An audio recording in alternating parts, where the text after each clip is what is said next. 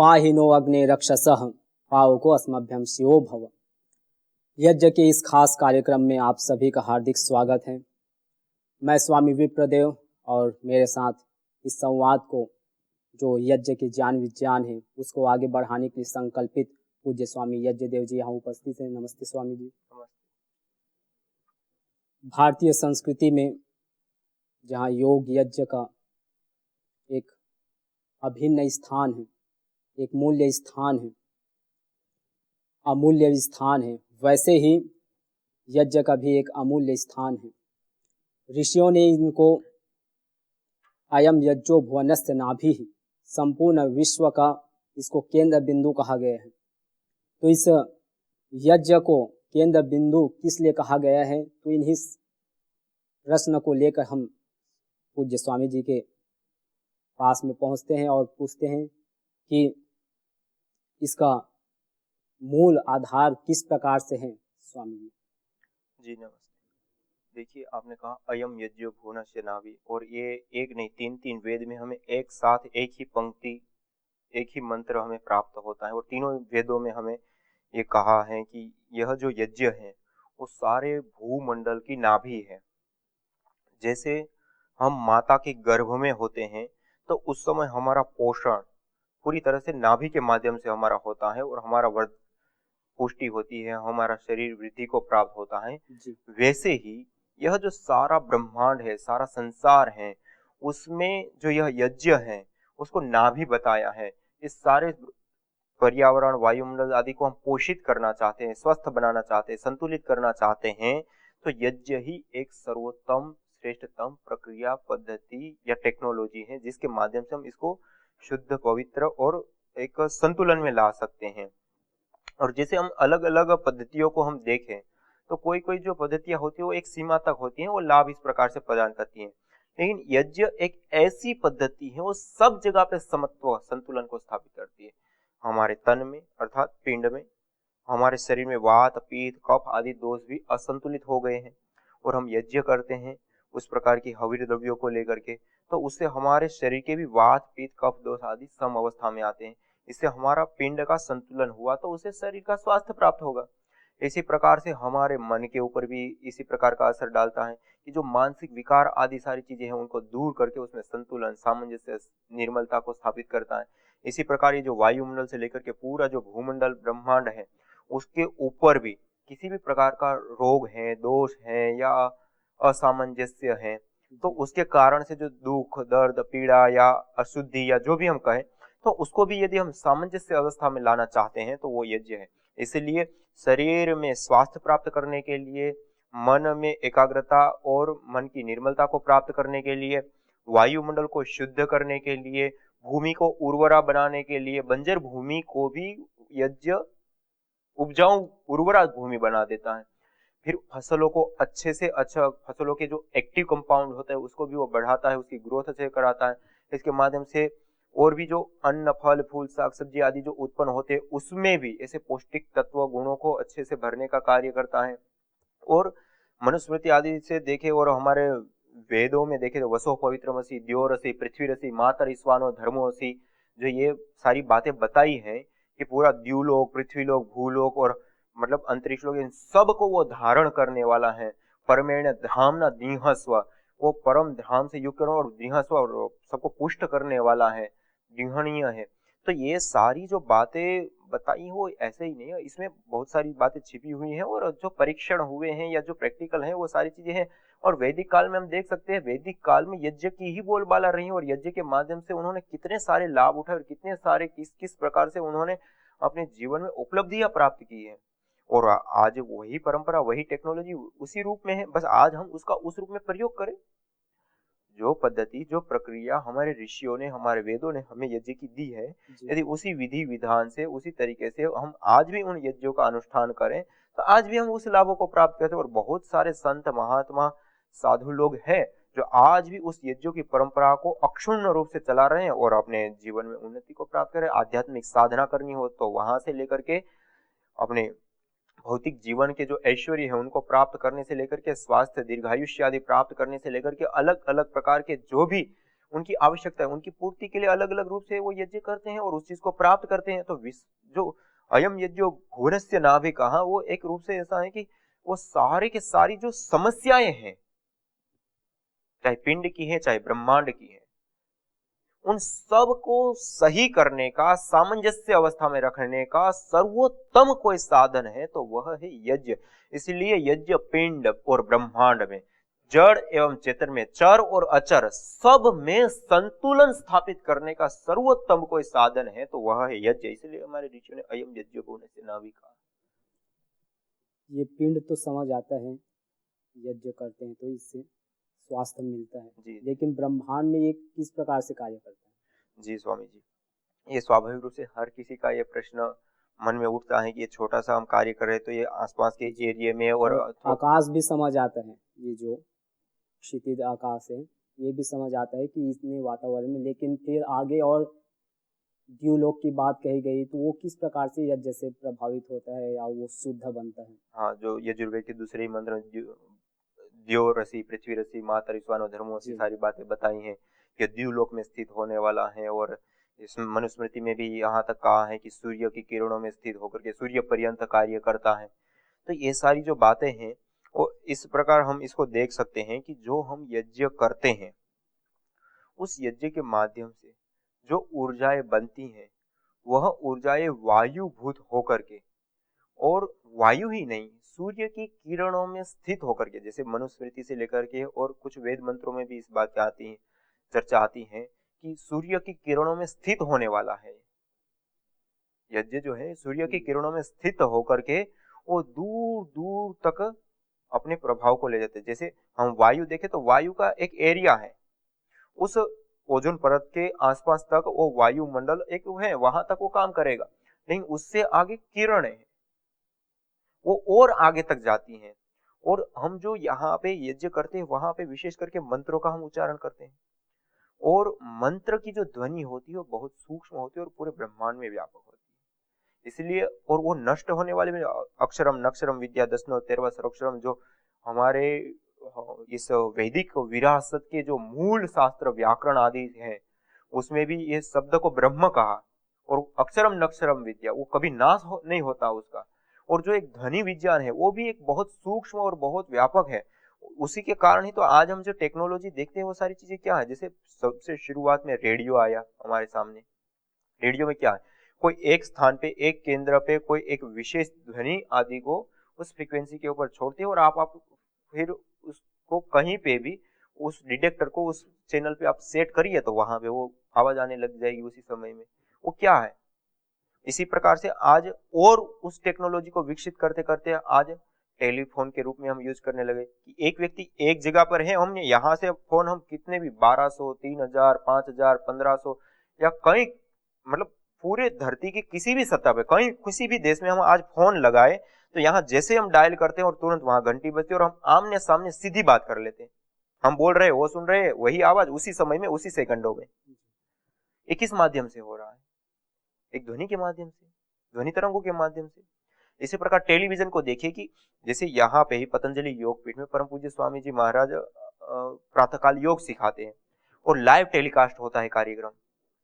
तो आस्था चैनल 200 देशों में चलती है, पूरे विश्व में चलती है। तो यहाँ पे उस कार्यक्रम को, चलते हुए कार्यक्रम को कैमरे के माध्यम से कैद करके उसको ध्वनि तरंगों के माध्यम से एक फ्रीक्वेंसी के ऊपर छोड़ दिया जाता है खुले ब्रह्मांड में। अब उसी सेकंड में, उसी मिनट में पूरे धरती पर जहां पे भी उस फ्रीक्वेंसी के ऊपर डिटेक्टर सेट कर दो, अर्थात चैनल को सेट कर दो, तो जितने एक साथ 1 करोड़, 5 करोड़, 50 करोड़ लोग भी एक साथ टीवी चालू करेंगे तो यहाँ जो कार्यक्रम चल रहा है उसी मिनट में वो 5-25 करोड़ लोग एक साथ उसी वस्तु, विषय, दृश्य को निहार सकते हैं, देख सकते हैं और महसूस करते हैं। एक सारी चीज क्या है, ये एक जगह पे हो रही चीज पूरे ब्रह्मांड में जो फैल रही है, पूरे ब्रह्मांड में जो व्याप्त हो रही है, उसका मुंह बोलता ये उदाहरण है। और हम अपने ऋषियों को भी, जो हमारे जो लेख कथाएं और उसमें हम सुनते आ रहे हैं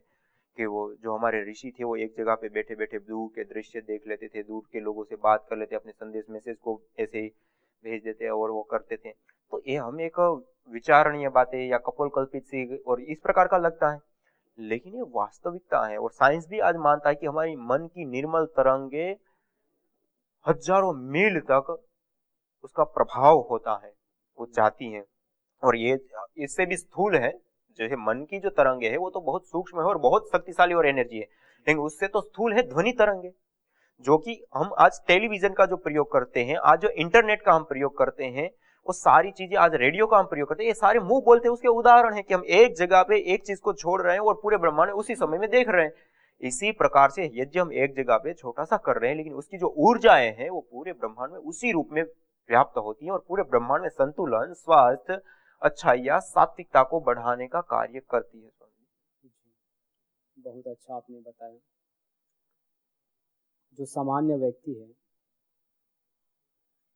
जैसे हम भी पूजा अर्चना करते हैं, कोई पुजारी जो है मंदिर में करते हैं, अभिभावक जन घरों में करते हैं देवी देवताओं की,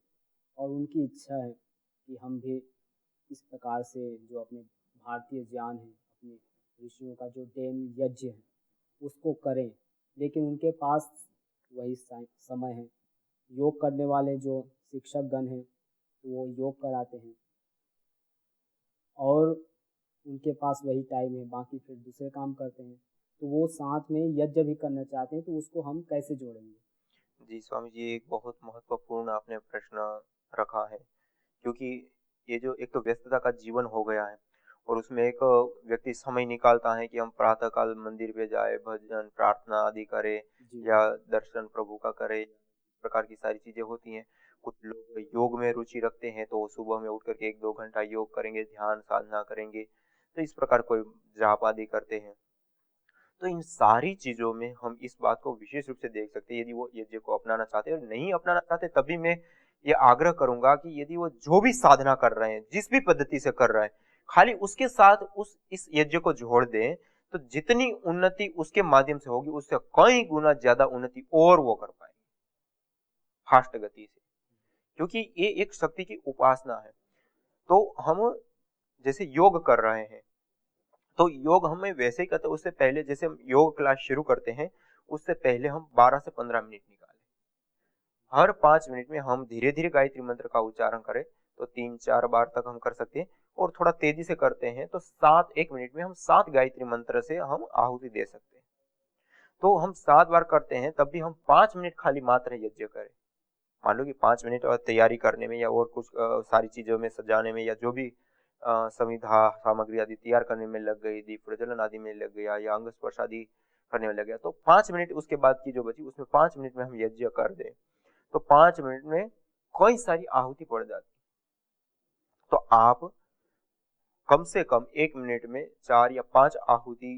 दे, और 5 मिनट आहुति दे तो 25-30 आहुति आप आराम से 5 मिनट में आप यज्ञ कर सकते हैं। 5 मिनट का यज्ञ कीजिए और उसके उपरांत आप उस निर्मित वातावरण में, यज्ञ के द्वारा जो ऊर्जाएं प्राप्त हुई फैली है, उस हॉल में, उस घर में, उस जगह पे, उस गार्डन में आप फिर योगाभ्यास, चाहे व्यायाम है, प्राणायाम है, आसन है, उन चीजों का अभ्यास करें, तो सामान्य रूप से आप जो योगाभ्यास करते हैं उसकी अपेक्षा में इसमें कई गुना ज्यादा लाभ प्राप्त होगा, ये निश्चित है और साइंटिफिक भी है। दूसरा, क्योंकि वायु आज अशुद्ध है, अशुद्ध वायु में हम प्राणायाम करेंगे तो उसका भी तो इफेक्ट आएगा ना स्वामी। लेकिन जब हम उस वायु को शुद्ध कर दे, यज्ञ कर दिया, शुद्ध हो गई, सात्विक होगी, पुष्टिकारक हो गई, सुगंधित हो गई, रोग निवारक हो गई, अब उस वायु में रह करके फिर हम प्राणायाम करते हैं, तो हम वैसे सामान्य रूप से 1 घंटा हम अनुलोम विलोम प्राणायाम कर ले और इस निर्मित वातावरण में 10 से 15 मिनट अनुलोम विलोम कर ले, तब भी मेरा ये कहना है कि उसकी अपेक्षा ये ज्यादा लाभ करेगा। क्यों? क्योंकि वायु शुद्ध हो गई है, पुष्टिकारक हो गई है, सुगंधित हो गई है, रोग निवारक तत्वों से युक्त हो गई है, और जीवनीय तत्व जो घृत में होते हैं, उन जीवनीय तत्वों से युक्त जो घी है वो मॉलिक्यूल्स रूप में, परमाणु रूप में आकर के इसमें आ गया है, वायुमंडल में आ गया, और उसमें जब हम श्वास लेंगे तो निश्चित रूप से बहुत ज्यादा हमें लाभ प्राप्त होगा। इसी प्रकार से हम मंदिर में, इसी प्रकार से हम अपने घर में कोई पूजा पाठ आदि करते हैं वहां पे, और हर जगह पे हम 5 मिनट, तो ये 5 मिनट कोई ऐसी बड़ी बात नहीं कि 24 घंटे में हम 5 मिनट ना कर सके। हमारी रुचि होनी चाहिए, हमें लाभ प्राप्त करना है, हमारी आवश्यकता बन जाए तो निश्चित रूप से हम 5 मिनट निकाल सकते हैं, और उसको हम निश्चित रूप से हर किसी कार्य या हर किसी उपासना पद्धति या साधना पद्धति के साथ हम जोड़ करके इसका हम पूरी तरह से लाभ उठा सकते हैं और अपने जीवन में तो इसके माध्यम से उन्नति को प्राप्त करते हैं, अपनी साधना में तो उन्नति प्राप्त करते ही हैं, लेकिन उसके साथ साथ प्रकृति में भी हम सामंजस्य संतुलन स्थापित करते हैं, प्रकृति को भी शुद्ध, पवित्र और सुगंधमय बनाते हैं। जी, ये तो समझ आता है, परंतु यज्ञ हम कर रहे हैं, अब यज्ञ कहाँ करना चाहिए? बंद रूम में कर रहे हैं, वहाँ तो जो उसकी प्राण ऊर्जा है, भैषज प्राण वायु है, उनका जो ठहराव हुआ वहाँ पर लाभ मिल सकता है। बाहर ये समझ नहीं आता, क्योंकि बाहर तो हवाएं चलती रहती हैं, तो वहाँ पर कैसे लाभ होगा? जी स्वामी जी, पहला तो जैसे हम अंदर भी करते हैं बंद हॉल में या घर में, तो हमें खिड़की दरवाजे कम से कम खुले ही रखने चाहिए,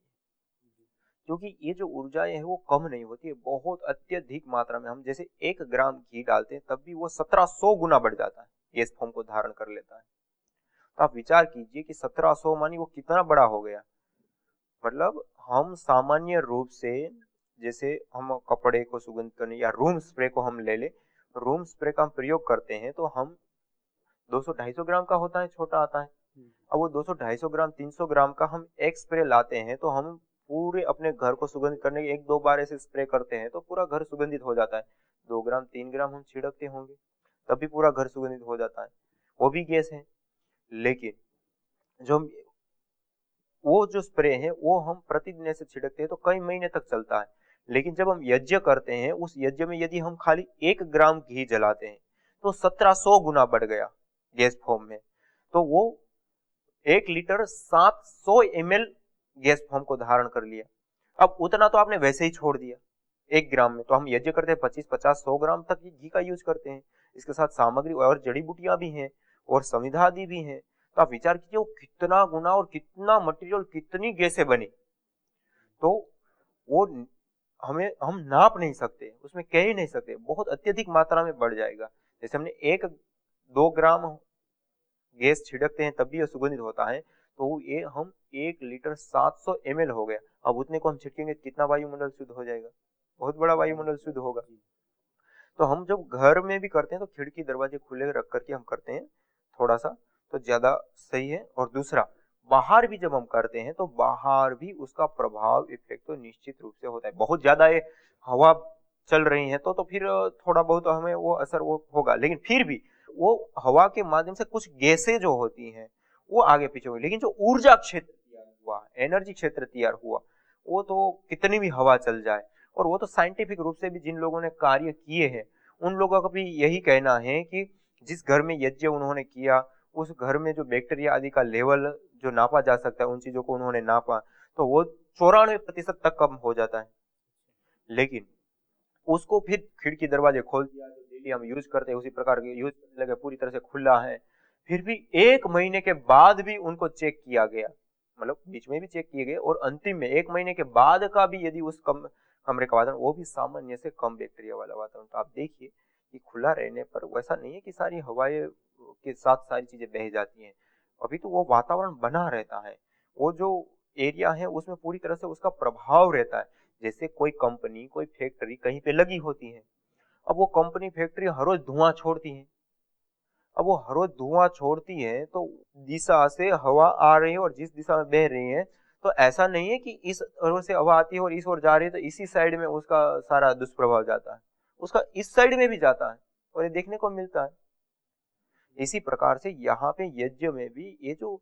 गैसें हैं, वो कुछ गैसों का तो प्रभाव ज्यादा उस दिशा में दिखाई देगा जिस दिशा में वो हवाएं जा रहे हैं, लेकिन जो उसका जो एक ऊर्जा क्षेत्र, एनर्जी क्षेत्र जो तैयार होता है वो तो कहीं पे बह करके नहीं जाता, वो तो निश्चित रूप से वहां पे रहता है, उसका पूरी तरह से हमें लाभ प्राप्त होता है।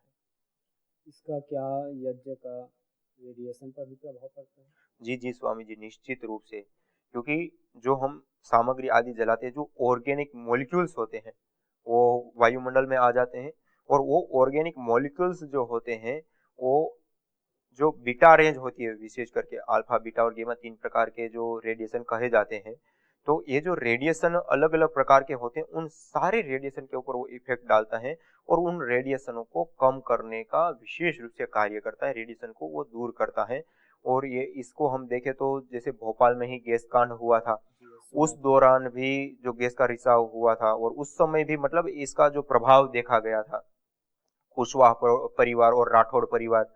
जो दो विशेष रूप से उसमें उभर करके दो परिवार आए जिन्होंने अपने घर में और जहाँ पे भी वो थे वहां पे उन्होंने निरंतर यज्ञ उस स्थिति में ही करना शुरू किया और उसमें उनका बचाव हुआ। किसी भी प्रकार का कोई साइड इफेक्ट नहीं हुआ, किसी भी प्रकार की कोई बीमारी नहीं हुई, किसी भी प्रकार का कोई उसका दुष्प्रभाव उनके ऊपर नहीं हुआ। लेकिन बाकी के जो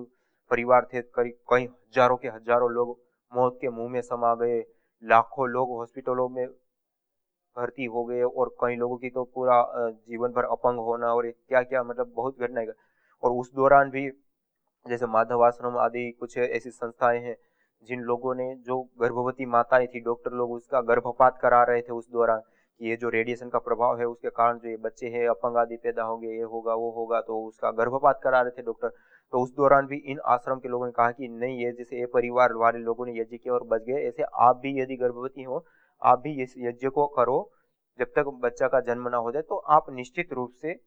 इस बच्चे को स्वस्थ आप जन्म दे पाओगे। और कुछ माताएं, 20-25 माताएं बहनें उसकी बात मानने के लिए तैयार हो गई और उन लोगों ने किया यज्ञ को। और उनके सामने ये रिजल्ट आया कि उन 20 माताओं में से 20-25 जो भी माताएं थी, उन माताओं में से एक भी बच्चा ना विकलांग, किसी भी प्रकार की ना कमी, कमजोर या कमी वाला नहीं पैदा हुआ और पूरी तरह से स्वस्थ पैदा हुए। ये हमारे सामने ये उदाहरण है। इसी प्रकार से जैसे एक और उदाहरण हमारे सामने आया कि जो चावल होता है, चावल आदि, उसमें भी उसका रेडिएशन का प्रभाव अन्न आदि में होता है। तो उसका भी एक साइंटिस्टों ने उसके ऊपर भी परीक्षण किया था। तो उसमें भी जो चावल के अंदर रेडिएशन का प्रभाव, उसको राख, जो यज्ञसी अवशेष होती है, राख भस्म जिसको हम कहते हैं, भभूति कहते हैं या विभूति, जो हम अलग अलग नाम से पुकार, उस भभूति को पानी में डाला, उसको घोल दिया और उसमें चावल डाल दिए और चावल डालने के बाद 12 घंटे रहने दिया और उसके बाद उस चावल को निकाल करके सुखा दिया। तो उसका जो रेडियो एक्टिव प्रभाव था वो पूरी तरह से खत्म हो गया उसमें, खाली वो राख वाले पानी में डालने से। 12 घंटे रखा, उसके बाद बाहर निकाल करके सुखा दिया, तो उसकी रेडियो एक्टिविटी धर्म जो था वो पूरी तरह से खत्म हो गया। तो राख में भी वो शक्ति है और दूसरी ऊर्जा में तो है ही है, और उससे अतिरिक्त भी जो साइंटिफिक रूप से जो काम हुए हैं उसमें, राजस्थान की एक यूनिवर्सिटी है वहां पे जो काम हुआ, उस काम में भी ये उनका कहना है कि ये रेडिएशन ठीक हो जाता है। दिल्ली में भी डॉक्टर ममता सक्सेना जी है, उन्होंने भी रेडिएशन के ऊपर काम किया, उनका भी कहना ठीक हो जाता है। एक डॉक्टर उल्रिच बर्ग है जर्मनी के, उनका भी यही साइंटिफिक कहना है कि रेडिएशन निश्चित रूप से कम होता है। तो आज के इस कार्यक्रम में हमने परस्पर संवाद के माध्यम से जो मन में उठ रहे थे प्रश्न यज्ञ से संबंधित, उनसे, स्वामी जी से हमने समाधान जाना कि जैसे गर्भस्थ शिशु पूर्ण रूप से माँ के जो आहार है, भोजन है, उससे उसका पालन पोषण होता है, वैसे ही यज्ञ से भी संपूर्ण जो विश्व है उसका पालन पोषण होता है। इसलिए इसको केंद्र बिंदु कहा गया, अयम यज्ञो भुवनस्य नाभि। और एक बड़ी बात और साथ में पूज्य स्वामी जी ने कही कि जो हम मंत्र बोलते हैं यज्ञ में, और उससे उत्पन्न जो वायु, उससे उत्पन्न जो एनर्जी है, ऊर्जा है, वह सिर्फ इस भूधरा में नहीं, सिर्फ इस अंतरिक्ष लोक में नहीं, अपितु इससे जो तृतीय सोपान है, सीढ़ी है, द्युलोक, वहाँ तक भी, अर्थात पिंड से लेकर ब्रह्मांड तक में इसका संचार होता है, संतुलन बनाने का कार्य करता है। और साथ में अभी चर्चा चल रही थी कि यज्ञ, हम योग के साथ साथ यज्ञ को भी कर सकते हैं, और मंदिर है या कहीं पर भी घर में हम करना चाहें तो उसके पूजा के साथ हम इसको जोड़कर यज्ञ का लाभ ले सकते हैं। तो ये बहुत ही हमको आज जानने को मिला। तो ऐसे नए नए आप प्रश्न उठाते रहिए, हम भी प्रश्न उठाएंगे और समाधान जानेंगे कि यज्ञ से और क्या क्या हम लाभ ले सकते हैं। तो स्वामी जी हमको समाधान देते रहेंगे। तो स्वामी जी का बहुत बहुत धन्यवाद। पुनः हम नए यज्ञ पर अलग अलग प्रश्नों को लेकर उपस्थित होंगे। तो तब तक के लिए सभी को नमस्ते, ओम।